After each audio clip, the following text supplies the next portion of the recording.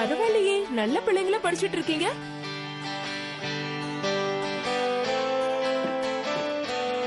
இன்னும் ஒரே ஒரு வேர்டு தான் இருக்கு. ஹே, நான் முடிச்சிட்டேன்.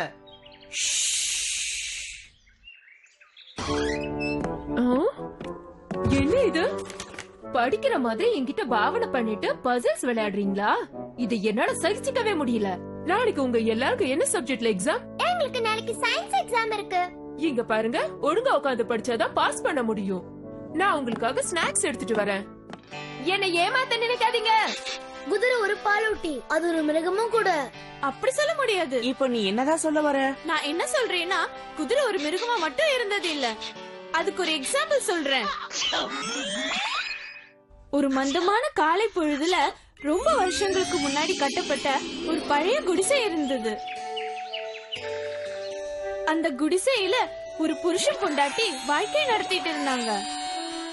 இன்னைக்காவது ஏதாவது சம்பாதிக்க முடியுமான்னு பாருங்க. சரி. அவங்க 2 பேரும் சோகமாவும் வருத்தத்தோட இருந்தாங்க. ஏன்னா அவங்க 3 பசங்களுக்கு சரியா சாப்பாடு கூட கொடுக்க முடியல. அவங்க 2 பசங்க நல்ல தடியாவும் புஷ்டியாகவும் இருந்தாங்க. அவங்களோட இன்னொரு பையன் ரொம்ப வீக்காவும் சாதுவாவும் இருந்தான். அப்பா, நான் பெரியவன் ஆயிட்டேன். என்னால பசி தாங்க முடியாது. நான் வெளியே போய் வழி தேடிக்கிறேன். சரியா சொன்ன. நீ மட்டும் இங்கிருந்து வெளியே போனா எங்களுக்கு ஒரு பங்கு சாப்பாடு மிச்சமாகும். கிளம்பு கிளம்பு. ஜாக்கிரதையா போயிட்டு வாப்பா.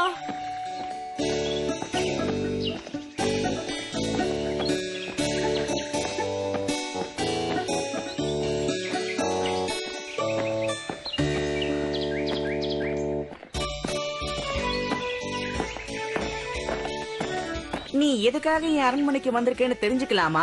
நான் ஒரு வேலையை தேடி வந்திருக்கேன் அரசே. ஓ அப்படியா? என்கிட்ட 7 குதிரைகள் இருக்கு. உன்னால அதுங்களை பாத்துக்க முடியுமா? உன்னோட வேலை என்னன்னா, என் 7 குதிரைகளும் என்ன சாப்பிடுதுங்கறத கண்டுபிடிச்சு என்கிட்ட வந்து சொல்லணும். ஓ, அவ்வளவுதானா? என்னால இந்த வேலையை சுலபமா செய்ய முடியும். ஆனா நீங்க எனக்கு சம்பளம் எவ்வளவு தருவீங்க? சம்பளம்லாம் இல்ல. இத மட்டும் நீ செஞ்சனா என் ராஜ்யத்துல பாதியை நான் உனக்கு தரேன். அத மட்டும் இல்ல, என் பொண்ணையும் உனக்கு கல்யாணம் பண்ணி வைக்கிறேன். என்ன, நிஜமாவா? அற்புதமா இருக்கு. உங்க ராஜ்யத்துல பாதியும் இளவரசியும் தருவீங்களா? ஆனா ஒரு விஷயம், நீ இதுல தோத்துட்டாலோ இல்ல அவங்க சாப்பிடுறத கண்டுபிடிக்க முடியாம போனாலோ நீ இந்த நகரத்தை விட்டே துரத்தப்படுவ. அது மட்டும் இல்லாம இதுக்கு முன்னாடி பல பேர் இதை செய்ய முயற்சி பண்ணி தோத்து போயிருக்காங்க. அவங்க வேணா தோத்துருக்கலாம், ஆனா நிச்சயமா நான் ஜெயிச்சு காட்டுவேன்.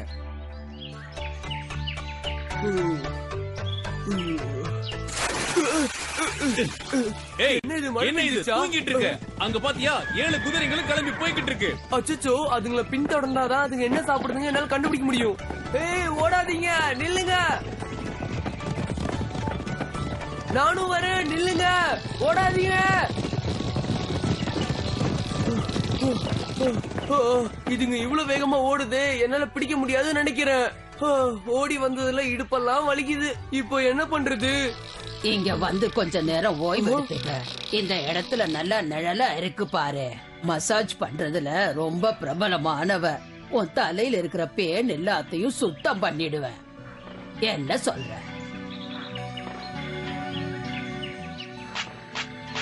ஆஹா, என்ன சுகமா இருக்கு. தூக்கம் வர மாதிரியே இருக்கு. ஆமா, இப்போ நேரம் என்ன இருக்கும்? அச்சச்சோ, குதிரைங்க வர சத்தம் கேக்குது. அரசருக்கு நான் என்ன பதில் சொல்லுவேன்? கவலைப்படாத சின்ன பையா, நான் சொல்ற மாதிரியே செய்யி. இந்த மக்குல இருக்கிற தண்ணியையும் இந்த புல்லையும் எடுத்துட்டு போய் அந்த குதிரைங்க இதுதான் சாப்பிட்டுச்சுன்னு அரசர்கிட்ட சொல்லு. நீ அதுங்களை பின்தொடர்ந்தியா? அதுங்க என்ன சாப்பிட்டுச்சுன்னு கண்டுபிடிச்சியா? பார்த்தேன் அரசே, அதுங்க இதைத்தான் சாப்பிட்டுச்சு. என்ன, என்னையே நீ ஏமாத்தலான்னு பாக்குறியா? இவனை முதல்ல என் கண்ணு முன்னாடி இருந்து கொண்டு போங்க. இவனை இங்க இருந்து கூட்டிட்டு போய் இவனுக்கு தண்டனை கொடுங்க. சாதாரண தண்டனை இல்ல, கடுமையான தண்டனை. இவன் இனிமே யார்கிட்டயும் போய் சொல்லவே கூடாது.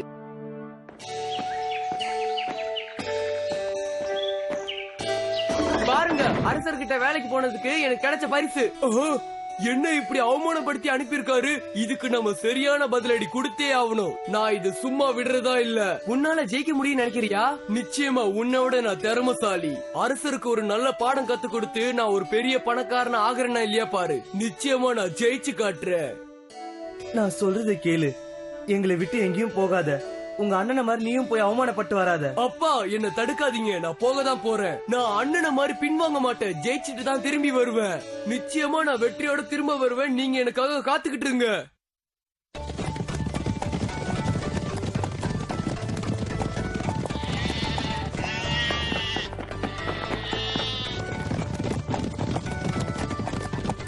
ஓடாதீங்க, நில்லுங்க.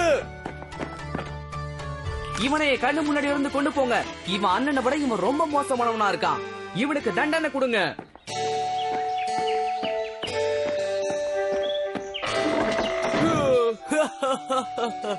என்னமோ நீ ஜெயிச்சுட்டு வருவேன்னு பெருசா சொன்ன, நீ என்னை விட திறமைசாலியா?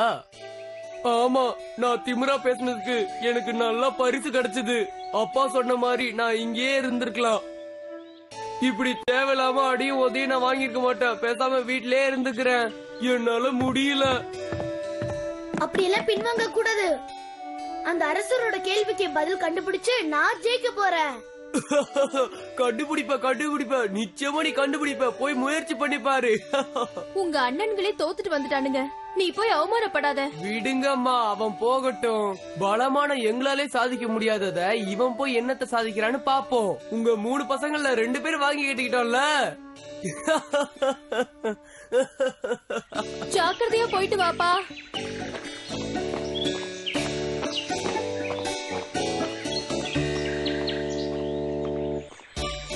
என் அண்ணனுங்களுக்கு கொடுத்த வாய்ப்பு எனக்கும் கொடுங்க அரசே. நிச்சயமா முடியாது. தப்பு தப்பா யோசிக்கிற அவங்க கூட பிறந்த நீ மட்டும் புத்திசாலியாவா இருப்ப. அதனால நான் உனக்கு வாய்ப்பு தர மாட்டேன். அப்படி சொல்லாதீங்க அரசே. சரி, உன் தலையெழுத்துல தண்டனை அனுபவிக்கணும்னு எழுதியிருந்தா அதை யாரால மாத்த முடியும்? நான் உனக்கு வாய்ப்பு தரேன். என் தலையெழுத்துல இளவரசிய கல்யாணம் பண்ணணும்னு எழுதியிருந்தா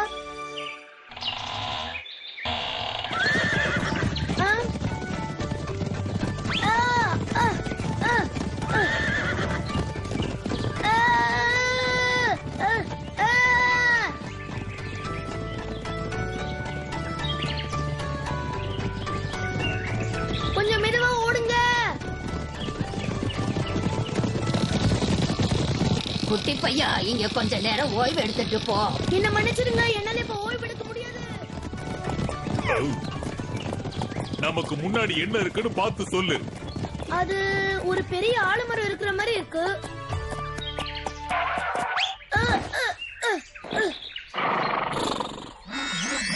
நான் உள்ள போகட்டுமா?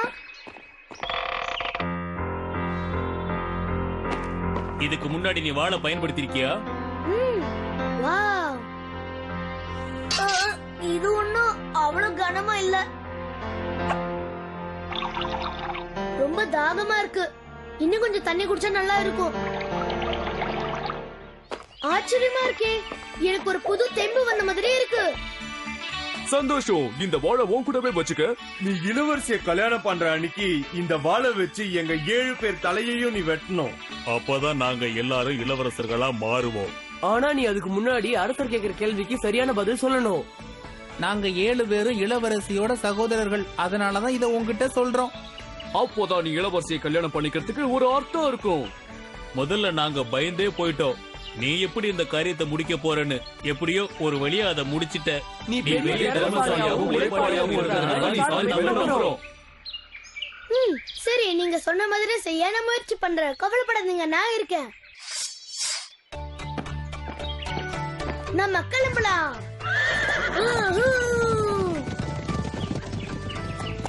இப்ப என்ன தெரியுதுன்னு சொல்லு. நீல கலர்ல இருக்கு. அது ஒரு நதியா தான் இருக்கும். இப்பவும் முன்னாடி என்ன தெரியுது? ஓ, அதுவா? அது கொஞ்சம் தூரத்துல பார்த்தா ஒரு இருட்டான கோட்டை மாதிரி தெரியுது. பக்கத்துல போனா தெளிவா தெரிஞ்சிடும். இப்ப நாம அந்த இடத்துக்கு தான் போய்கிட்டு இருக்கோம்.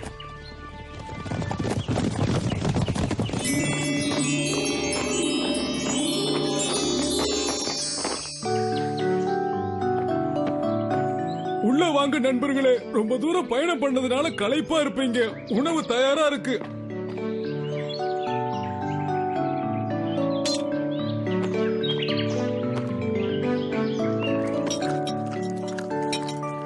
இந்த உணவு ஒயினும் ரொம்ப அருமையா இருக்குது.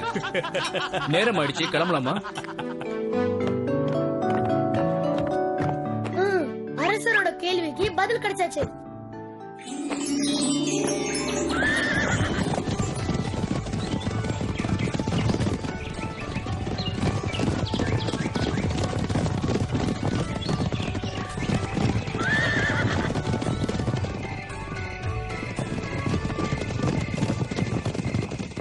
என்ன என்னோட 7 குதிரைகளும் இன்னைக்கு என்ன உணவு சாப்பிட்டுச்சுன்னு கண்டுபிடிச்சிட்டியா? அதுங்க இந்த பிரெட்டை சாப்பிட்டு வயிறு குடிச்சதுங்க. உன் திறமையை நான் பாராட்டுறேன். நீ என்னோட கேள்விக்கு சரியான பதில் சொல்லிட்ட. அதனால நான் சொன்ன மாதிரி என் ராஜ்யத்துல பாதியையும் என் மகளான இளவரசியும் உனக்கு கொடுக்க போறேன். இந்த விழா அறிவிப்ப உலகம் முழுக்க பரப்புங்க. திருமணத்துக்கான எல்லா ஏற்பாடுகளையும் செய்ய ஆரம்பிங்க. சீக்கிரமா எல்லா வேலைகளையும் ஆரம்பிங்க. உங்க கல்யாண வாழ்க்கை சந்தோஷமாவும் ஆனந்தமாவும் இருக்கட்டும். யாராவது மணமகனை பாத்தீங்களா? நீங்க சொன்ன எல்லா வேலையும் நான் செஞ்சுட்டேன்.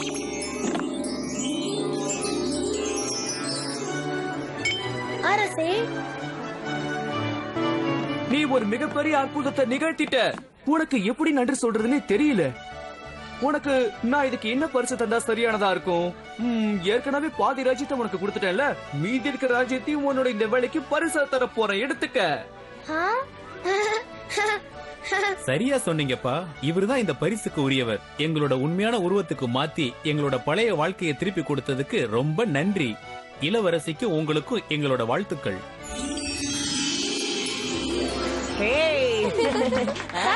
சுவாரஸ்யமா இருந்துச்சு. அந்த கதையில என்ன மட்டும் என் சோம்பேறி ஆக்குன.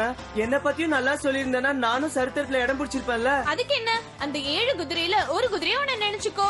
குதிரைகளுக்கு சயின்ஸ் புக்ல எப்பவும் இடம் உண்டு.